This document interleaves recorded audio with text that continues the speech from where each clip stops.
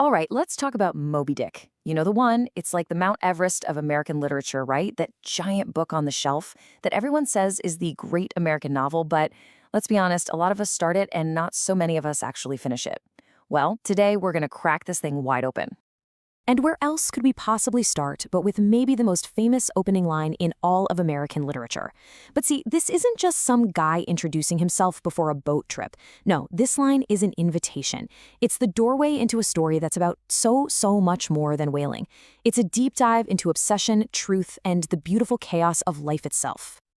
But here's the crazy part. Before Moby-Dick was this literary masterpiece, it was a spectacular flop. I mean, a total commercial and critical failure. Forget the classic shelf. When this book first came out in 1851, it basically sank without a trace.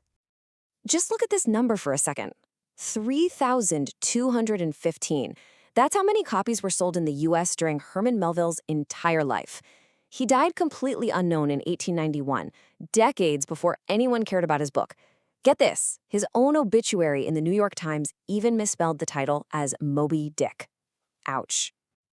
The critics at the time, they were just baffled. They had absolutely no idea what to do with this thing.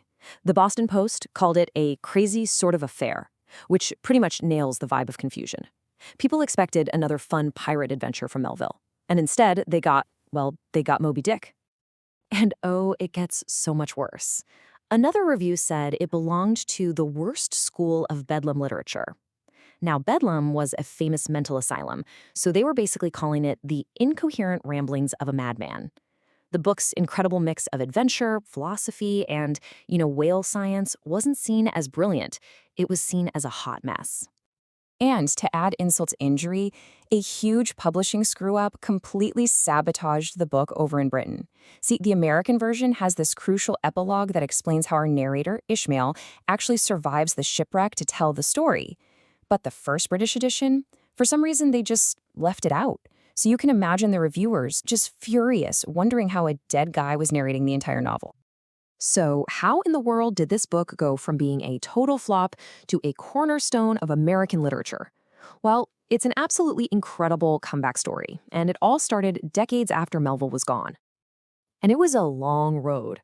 After Melville died, he was pretty much forgotten.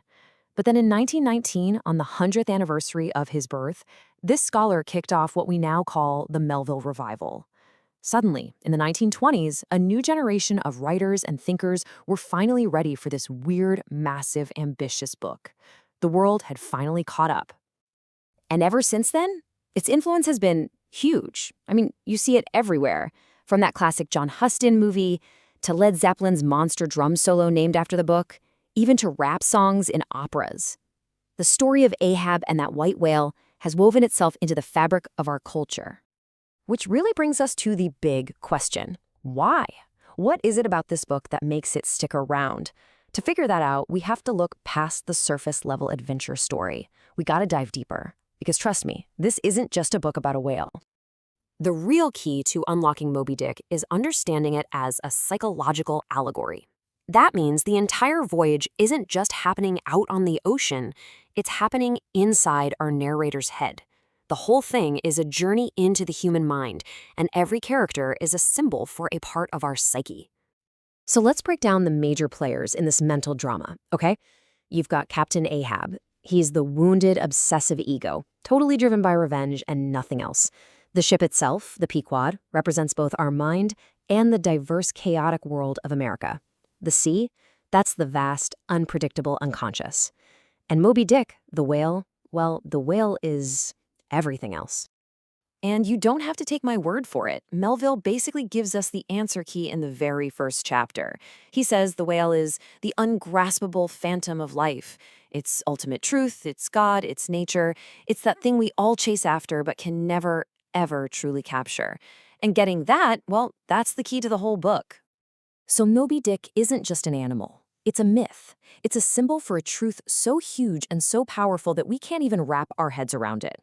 Ahab's big mistake wasn't just that he was hunting a whale. It was that he truly believed he could hunt down and destroy the very mystery of existence itself. Okay, so we've got this deep psychological allegory. I get it, but I know what you're thinking. what about all those other chapters? The really long, kind of weird ones about whale anatomy and the history of rope and paintings of whales? For a lot of people, this is where the train goes off the tracks. I mean, this is the question every single reader has, right? Are these long, boring scientific chapters just filler? Was Melville just trying to show off how much research he did? The short answer to that is no, absolutely not. What Melville was doing was actually something totally radical and experimental. Some people call it a narrative chowder. He was just throwing everything into the pot. Adventure, tragedy, science, sermons, plays. He was mixing it all up to smash the boundaries of what a novel was even supposed to be. It's not a flaw, it's the entire point.